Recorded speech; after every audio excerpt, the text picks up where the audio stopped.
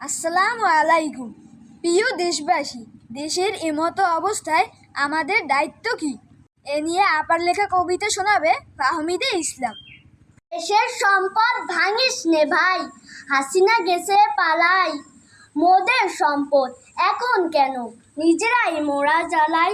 ও সম্পদ কার বাপের নয় রে, মোদের ঘামে কেনা। ভেঙে চুরে কেন বাড়াস রে ভাই, মোদের দেশের দেনা। এমনিতে দেশ রসাতলে গেছে, দুর্ভিক্ষের পড়েছে ছাপ। মানুষের পেটে ক্ষুধার যেন লাগিতেছে সেই তাপ।